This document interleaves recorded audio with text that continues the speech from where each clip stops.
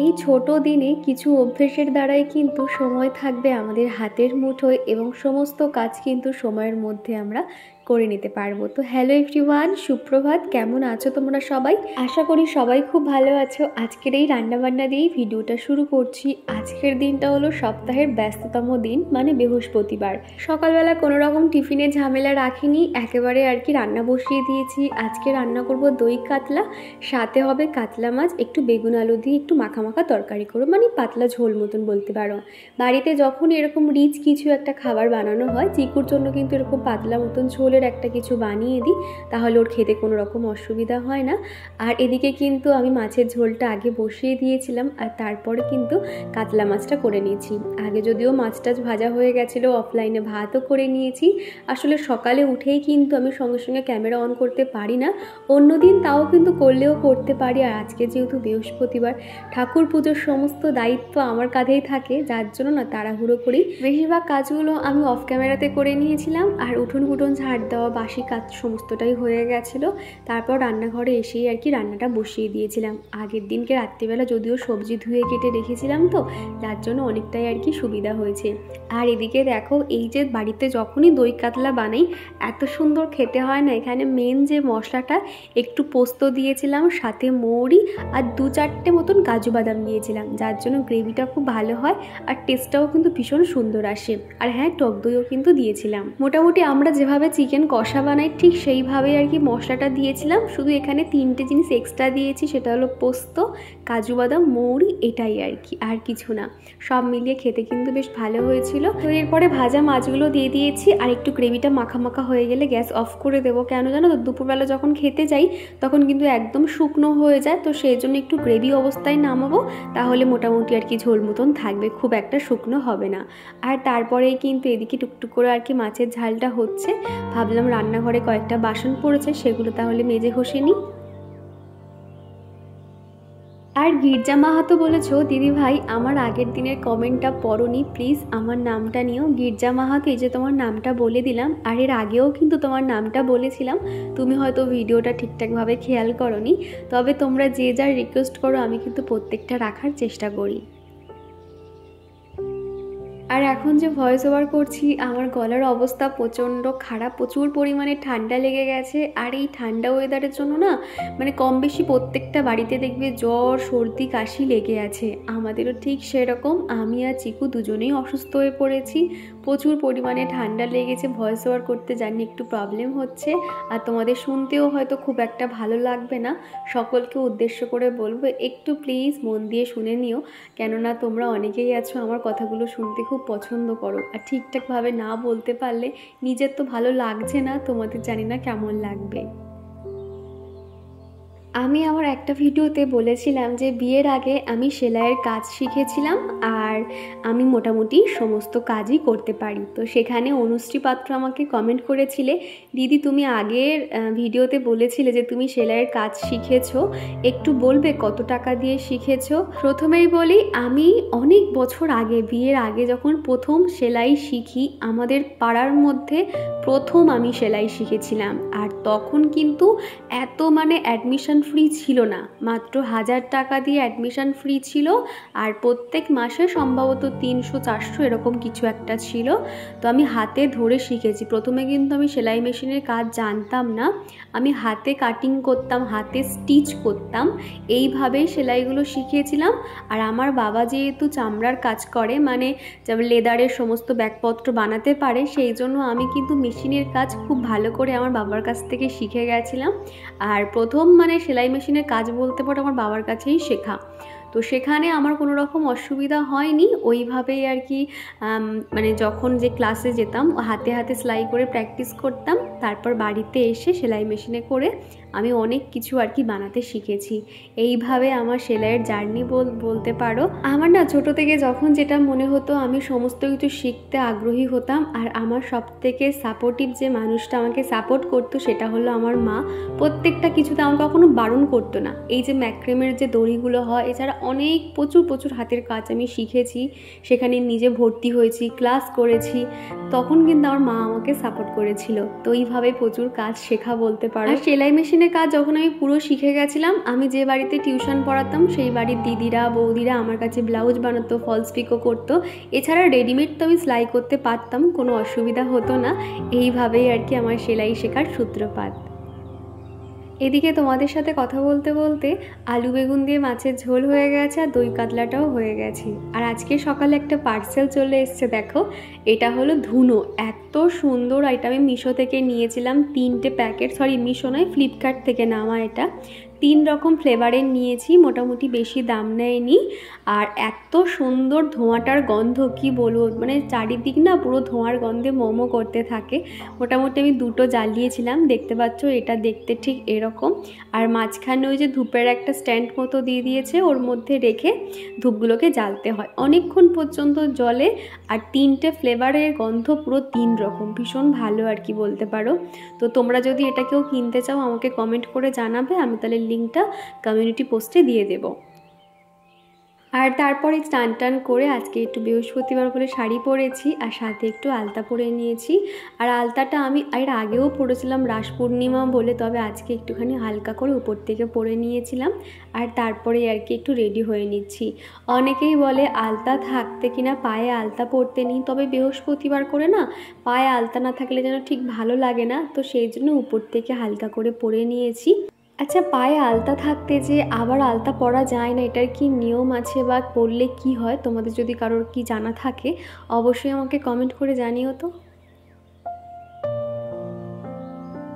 আর আগের ভিডিওতে রান্নাবান্না আইডি থেকে এক বনু আমাকে কমেন্ট করেছিলে, দিদি সেলফ কেয়ার রুটিনটা শেয়ার করো প্লিজ। আমি তোমার ভিডিও প্রতিদিন দেখি বাট কমেন্ট করা হয় না।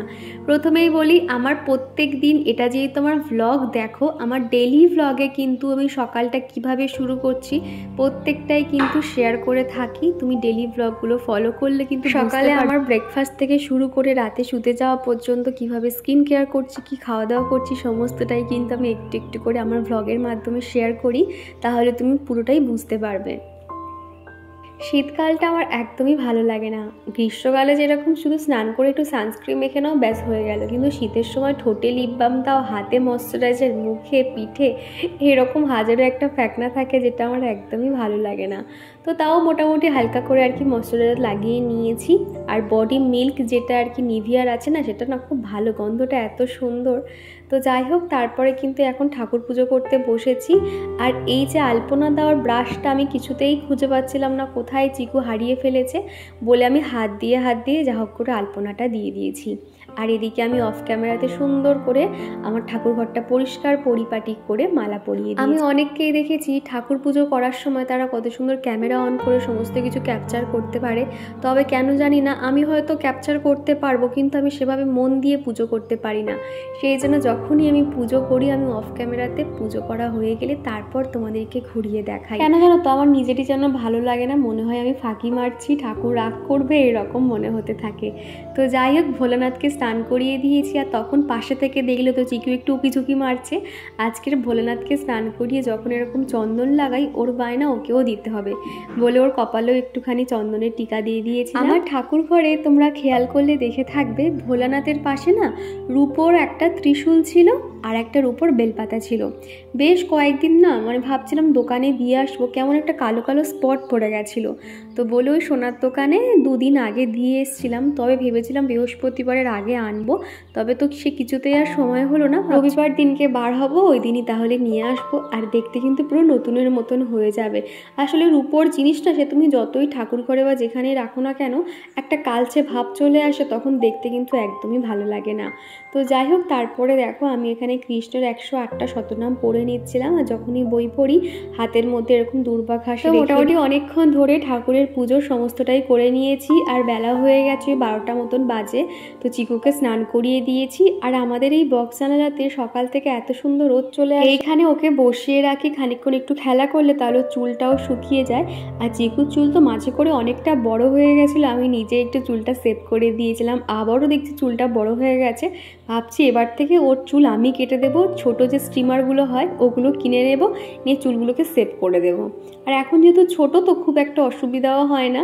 তো দেখো ওকে এখন টিপ পড়াচ্ছে, এরকম চুপটি করে কিন্তু চিকু বসে আছে। আর রাখি খান বলেছিলে, দিদি তোমার ভিডিও দেখতে আমার খুব ভালো লাগে, কিন্তু আমার ছেলে রোজ কাঁদে তোমার ভিডিও দেখবে বলে।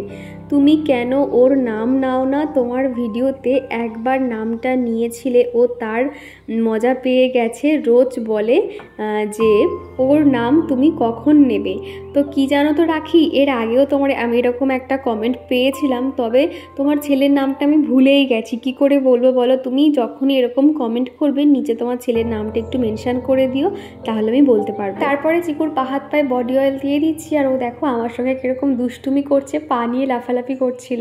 পুজো দিয়েছি, দিয়ে আমি সবার প্রথমে আগে একা খেয়ে নিয়েছিলাম ওই 12টা নাগাদ। আর আমি যেহেতু সকাল থেকে সেরকম কিছু খাইনি, ওই ড্রাই ফ্রুট খেয়েছিলাম আর একটু কাঁচা ছোলা ভিজিয়ে রেখেছিলাম, ওই খেয়ে আর কি বৃহস্পতিবার করে ঠাকুর পুজোটা দিই। আমার ঠাকুর পুজো করতে প্রায় 1 ঘন্টা 1.5 ঘন্টা সময় লেগে যায়। ঠাকুরই প্রত্যেকটা জায়গা সুন্দর করে ধোয়া মোছা করা, পরিষ্কার করা, ফুল দিয়ে সাজানো অনেক সময় লাগে। তো যার জন্য তখন কোনো রকম আমি আর ক্যামেরা অন করতে পারিনি। তো আমি অফ ক্যামেরাতেই সুন্দর করে ঠাকুর পুজোটা দিয়ে নিয়েছি। তারপরে ঠাকুর পুজো করে ওই দুপুর 12টা নাগাদ আমি খাওয়া দাওয়া করে নিয়েছিলাম। তারপর চিকুকে স্নান করিয়েছি, তারপর শেষে ওকে খাওয়ালাম, সে এখন চলে গেছে বিছানাতে। আমি এখনও পর্যন্ত শুইনি, শাড়িটা ছাড়বো, ছেড়ে একটুখানি ঘুমাবো। প্রচণ্ড ঘুম পাচ্ছে, অনেক ভোরবেলা ঘুম থেকে উঠি, তো যার জন্য আমার এই যে দুপুরে খাওয়ার পরে আমার যেন আর ঢলতে থাকি এক প্রকার। কিন্তু এখন যদি আমি একটু রেস্ট না নিয়ে কাজকর্ম শুরু করে দিই তাহলে আর ঘুমটা আর থাকে না, এই রকম আর কি। আর এখন যদিও আমি প্রতিদিন ভিডিও দিচ্ছি না, একদিন অন্তর ভিডিও দিচ্ছি, যার জন্য কিন্তু আমি অনেকটা সময় পাই বলতে গেলে কি হয়, চিকুকে দুবেলা বই নিয়ে বসাতে পারি, নিজে একটু শুতে একটু বসতে ঘুমোতে পারি, এরকম, যেটা প্রতিদিন ভিডিও দিলে আমি পারতাম না। বিশেষ করে অন্য সময় হলে তাও ঠিক ছিল, এখন যেহেতু ছোটোবেলা না, সমস্ত কিছু সামলে উঠতে পারি না। আর সবথেকে যেটা বড় কথা হলো, আমি ভিডিওর জন্য ঘরের কাজ করি না, আমি অফ ক্যামেরাতে অনেক কাজকর্ম থাকে। তো সেই জন্য না যে ওই ঘরের কাজকর্মগুলোকে ফেলে রেখে অন্য কাজগুলো করব, সেগুলোও তো করতে পারি না। যেগুলো মেন কাজ, যেগুলো না করলেই নয়, সেগুলো তো করতেই হয়। প্রত্যেক দিনে তো একটা গৃহিণীদের দেখবে অনেক কাজকর্ম থাকে, তোমরা তো জানোই। তো সেগুলো সামলে এই যে প্রতিদিনের যে ভিডিও, আমি যেন সামলে উঠতে পারছি না। জানি না এরপরে আবার যখন স্বাভাবিক দিন হয়ে যাবে, ছোট, এখন তো অনেক ছোটোবেলা, তো মোটামুটি ভেবে আছি এই 2-3 মাস, 3টে নয় আর 2 মাস, নভেম্বর আর ডিসেম্বর, এই 2 মাস এরকম একদিন পর ভিডিও দেব। আর তারপরে যখন আবার স্বাভাবিক দিন যখন বড় হবে তখন ডেইলি ভিডিও দেওয়ার চেষ্টা করব। আর 1 মাস পরে ডিসেম্বরের দিকে চিকুর অ্যাডমিশান রয়েছে, তো তখন তো আরও সময় পাবো না, স্কুলে দিয়ে আসা নিয়ে আসা সমস্তটাই আমাকে করতে হবে, তখন অনেকটাই কিন্তু ব্যস্ত হয়ে পড়বো। আর একা সংসারে না সমস্ত কিছু সামলানো ভীষণ কষ্টকর। এখন যদি কেউ থাকতো যে ওকে হয়তো স্কুলে দিয়ে আসতো নিয়ে আসতো, তাহলে হয়তো অনেকটা সময় পেতাম, কিন্তু কি আর করা যাবে। তো যাই হোক, চলো। শীতে ছোটোবেলাতে একটাই সমস্যা হলো, প্রচণ্ড মশা। শুতে যাওয়ার আগে জানালাগুলো বন্ধ করব, জামা কাপড়গুলো তুলবো, অনেক জামা কাপড় আর কি বাইরে উল্টে পাল্টে দিয়েছিলাম। শীতের সময় দেখবে জামা কাপড় একভাবে মেললে না সেটা শোকায় না, সেটাকে 2-3বার উল্টে পাল্টে দিলে তাহলে যদিও একটু শোকায়। তো এখন মোটামুটি বাইরে অনেকটাই রোদ আছে, তো আমি এখন এখানে বসলাম, ভাবলাম তোমাদের সাথে একটু কথা বলি, তারপরেই আর কি আমি জামা কাপড়গুলো তুলে তারপর আমি শুতে যাব। তো যাই হোক, চলো তোমরা ভিডিওটা দেখতে থাকো। আজকে একটা কাণ্ড হয়ে গেছে, এই যে বললাম না যে তোমাদেরকে আমি একটু পরে ঘুমাবো, তবে এই যে টুকটুক করে কাজকর্ম করতে করতে দেখলাম কি যে 3-3:30 বেজে গেছে। তো ভাবলাম আর ঘুমিয়ে কাজ নেই, আমার যে কাজকর্মগুলো আছে সেগুলো এগিয়ে রাখি, তাও অন্তত 9টার মধ্যে সমস্ত কাজকর্ম হয়ে গেলে তাহলে আমি 10টার মধ্যে বিছানায় উঠতে পারবো। এই রকম ভেবে দুপুরে আর আমার শোয়া হয়নি। এই যে কাজের বাতিক থাকলে না সেই সমস্ত মানুষদের রেস্ট কি তারা হয়তো ভুলেই যায়। তো যাই হোক, আমাদের এই বক্সখানাতে বেশ কয়েকটা জামা কাপড় মেলা ছিল, সেগুলো গরম হয়ে গেছে একদম, তো সেগুলো তুলে এনে দোলনার মধ্যে রেখে দিয়েছি, একটু পরেই ভাঁজ করে নেব। আর দুপুর থাকতেই না জানালাগুলো বন্ধ করে দিলে মশাগুলো থাকে না, তা নয় তো যত মশা পুরো বনবন করে ঘরের মধ্যে চলে আসে। বিশেষ করে বাড়ির সামনে পুরো বাগান মতন তো, আর এখানে বৃষ্টির জন্য সেই যে জল জমেছিল এখনও পর্যন্ত জল আছে, প্রচুর পরিমাণে এখানে মশা জন্মায়, যার জন্য 24 ঘন্টা অল আউট তো অন করা থাকে, প্লাস দুপুর থাকতে না জানালাগুলোকে বন্ধ করে দিতে হয়। এই যে সমস্ত দোল্লা ভর্তি জামা কাপড়গুলো দেখছো, এগুলো আমি সন্ধেবেলা করে ভাঁজ করি। তবে ওই যে বললাম দুপুরে আজকে আমার আর ঘুম হবে না, সেই জন্য এখনই ভাঁজ করে নিচ্ছি। তো জানালাটা বন্ধ করে দিয়েছিলাম, অন্ধকার লাগছিল বলে আবারও খুলে দিয়ে প্রত্যেকটা এখন গুছিয়ে রাখছি। আমার আগের দিনের ভিডিওতে সুপ্রীতি আমাকে কমেন্ট করেছিলে, দীপাদি তুমি খুব বুদ্ধিমতী এবং লক্ষ্মীমন্ত মেয়ে, দারুণ লাগে তোমার যেমন ব্যবহার তেমন তোমার কাজ। আমিও তোমার মতন হাজব্যান্ডের কাজের সূত্রে বাইরে একা থাকি, প্রতিটা ক্ষেত্রেই তোমার সাথে ভীষণ মিল পাই। রান্নাগুলো দারুণ হয়েছে দেখতে, সংসারে সব জিনিস সব যেমন তোমার এমনভাবেই ভরেই থাকে। একা থাকতে থাকতে মন খারাপ করলেই তোমার ভিডিও দেখি।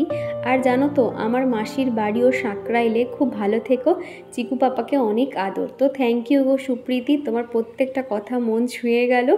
আর তুমি যখনই তোমার মাসির বাড়ি সাঁকরাইলের এই সাইডে আসবে অবশ্যই আমাকে একটা মেসেজ করো। আর সাঁকরাইলের পুরো কাছেই কিন্তু, মানে স্টেশনের কাছেই আমাদের বাড়ি, অবশ্যই আমাকে একটা মেসেজ করে দিও, তোমার সঙ্গে তাহলে দেখা হয়ে যাবে। তোমরা অনেকেই আমার সঙ্গে দেখা করতে চাও, কিন্তু কি জানো তো আমি না কোথাও যেতে পারবো না, ছোট বাচ্চা নিয়ে না। এই আশপাশগুলোতে হয়তো একটুখানি স্টেশন পর্যন্ত যেতে পারবো, এর বেশি তো যেতে পারবো না। তবে তোমরা যদি এই সাঁকরাইলের এই স্টেশনের কাছে অন্তত আসো তাহলে আমাকে একটা মেসেজ করো, আমি অবশ্যই তোমাদের সাথে দেখা করবো। আমাদের রান্নাঘর আইডি থেকে এক বনু বলেছিলে, দিদিভাই তোমার স্কিন কেয়ার বডি কেয়ারের ভিডিও দিও কেমন। আমি স্কিনে কি ব্যবহার করি আমার ভিডিওতে কিন্তু প্রায় দেখিয়ে থাকি, আমার ভিডিওগুলো দেখলে তুমি বুঝতে পারবে। গ্রীষ্মকালে তো সানস্ক্রিন ব্যবহার করতাম, তবে যখন থেকে ঠান্ডা পড়েছে নিভিয়া সফট যে ক্রিমটা হয় সেটা মুখে অ্যাপ্লাই করি, আর বডিতে যে নিভিয়া মিল্কটা হয় সেটাই ব্যবহার করি। আর ঠোঁটে তো বোরোলিন, লিপ বাম এই সমস্ত, এছাড়া আর কিচ্ছু ব্যবহার করছি না এই শীতের সময় আর কি। তো এদিকে দোলনা ভর্তি জামা কাপড় ছিল, প্রত্যেকটা গুছিয়ে এখনই জানালাতে রেখেছিলাম, বেশ গরম হয়ে গেছে, এখন এগুলো প্রত্যেকটা জায়গায় রেখে দেবো। চিকুর জামা কাপড় এই বাস্কেটে রাখছি। এখন থেকে তো ভালোই ঠান্ডা শুরু হয়ে গেছে, ভাবছি চিকুর যে হাত কাটা জামা কাপড়গুলো আছে সেগুলো এখন তুলে আলমারিতে রেখে দেবো, আর যেগুলো একটু মোটা জামা ফুল প্যান্ট এগুলো আর কি বার করতে হবে, কেননা রাতের দিকে না চিকু গায়ে কিছুই রাখে না, না ব্ল্যাঙ্কেট না কিচ্ছু। তো সেই জন্য ভেবে আছি ওকে ফুল হাতা জামা ফুল প্যান্ট পরিয়ে রাখবো, তাহলে ওর অন্তত ঠান্ডা লাগবে না। আর আমাদের তো এখনও পর্যন্ত পাখা চলছে, কি বলবো বলো তো, পাখা ছাড়া চিকু একদমই থাকতে চায় না, পাখা বন্ধ করলেই ঠিক বুঝতে পারে উঠে পড়ে, যার জন্য পাখা আমাকে এখনও চালাতে হচ্ছে। দুপুরে খাওয়া দাওয়ার পরে বাসনগুলো আমার মাজা হয়নি, দুটো প্লেট এখনও সিঙ্কের মধ্যে আছে, ওগুলোকে একটু পরিষ্কার করে নেব। আর তার মাঝে এই যে তেজপাতাগুলো দেখতে পাচ্ছ, তোমরা দেখেছিলে এই তেজপাতার মধ্যে কি পরিমাণে ধুলো ছিল, সেই জন্য আমি ভালো করে জল দিয়ে ধুয়ে একদম শুকনো করে নিয়েছি। আর এই যে সিরামিকের যে পটটা আছে এর মধ্যে ছোট ছোট করে পিস করে তেজপাতাগুলো রেখে দিচ্ছি, তাহলে রান্নায় ব্যবহার করতে সুবিধা হবে। এই ছোট দিনে না 3:30-র পর শুতেও দেখবে ভয় লাগে, কেননা উঠতে উঠতে কখনো 6:30 7টা বেজে যাবে, তখন তো আরও কাজই শেষ করতে পারবো না। আর এখন করে রাতে যেহেতু রুটি বানানোর একটা ঝক্কি থাকে, সব মিলিয়ে আমি আর একদমই টাইম পাই না। এই ছোট দিনের সময় কিন্তু কি করতে হবে জানো তো, দুপুরে যদি একেবারে না ঘুমাই তাহলে দেখবে অনেকটা কাজ কিন্তু দুপুরের মধ্যে করে নেওয়া যায়। প্লাস সন্ধ্যের সময় হালকা ফুলকা ওই রুটি বানানোর কাজ থাকলে তখন একটু আটাটা মাখা, চিউকে পরানো এগুলো থাকে, তাহলেই কিন্তু দেখবে আমরা সমস্ত কাজকর্ম গুছিয়ে করতে পারবো। আমাদের দেখতে পাচ্ছ কতগুলো জলের ব্যারেল, আসলে বাড়ির সামনে তো কোনো রকম এখানে খাওয়ার জলের ব্যবস্থা নেই, যার জন্য সপ্তাহে একদিন করে একটা দাদা জল নিয়ে আসে, ওনার কাছ থেকে এরকম ব্যারেলগুলো আমরা ভরে নিই। মোটামুটি 5টা মতন ব্যারেল আমাদের মতিয়ান ঘরে থাকে, এই জলে খাওয়া দাওয়া রান্না বান্না সমস্তটাই হয়, যার জন্য জল আমাদের একটু বেশি লাগে। তবে এই ডিসপেন্সারটা দেখেছিলে যখন থেকে কিনেছিলাম তখন থেকে না মানে একটুখানি কোথাও প্রবলেম হচ্ছিল, জল চিয়ে চিয়ে পড়ছিল, সারা ঘরে পুরো জলে জলে ভরে যাচ্ছিল, কিন্তু যখন থেকে এই মুখটাকে চেঞ্জ করে আনলাম আর কোনো রকম প্রবলেম হচ্ছে না। তো দেখলাম সকাল থেকে অনেক জল খাওয়া হয়েছে, রান্না বান্না হয়েছে, পুরো বোতলগুলো ফাঁকা পড়ে আছে, তো ভাবলাম তাহলে এগুলোকে ভরে নিই। আর এটাও কিন্তু আমার সন্ধ্যের কাজ, আমি এখনই সেরে নিচ্ছি। এই ছোট দিনের সময় কিন্তু একটু বুদ্ধি খাটিয়ে কাজগুলো যত তাড়াতাড়ি সম্ভব একটুখানি যদি করে নিতে পারি না, তাহলে দেখবে অনেকটাই সময় পাওয়া যায়। আর আজকে যেহেতু বৃহস্পতিবার, সন্ধ্যেবেলা ঠাকুরের বই পড়া, ধূপধুনো দেখানো অনেকটা সময়ের ব্যাপার, সেই জন্য 5টার আগেই আজকের আমি সন্ধে দিতে বসে পড়েছি। আর চিকু যেহেতু এখন ঘুমোচ্ছে, আমি নিশ্চিন্তে সমস্ত কাজকর্মগুলো আস্তে আস্তে সেরে নিচ্ছি, কোনো রকম আওয়াজ করছি না, তা না হলে উঠে পড়বে। ওর ওঠার আগে আটাটা মেখে রেখে দেবো, আর এদিকে সন্ধেটাও দিয়ে নিচ্ছি। তো চলো বন্ধুরা, এই দিয়ে আজকের ভিডিওটা শেষ করছি। আজকের ভিডিওটার কোনো অংশ যদি তোমাদের কোথাও ভালো লেগে থাকে, প্লিজ একটা লাইক করে দিও। তোমাদের এক একটা লাইক কিন্তু আমাকে ভীষণ মোটিভেট করে। তো চলো বন্ধুরা, আজকের মতো টাটা।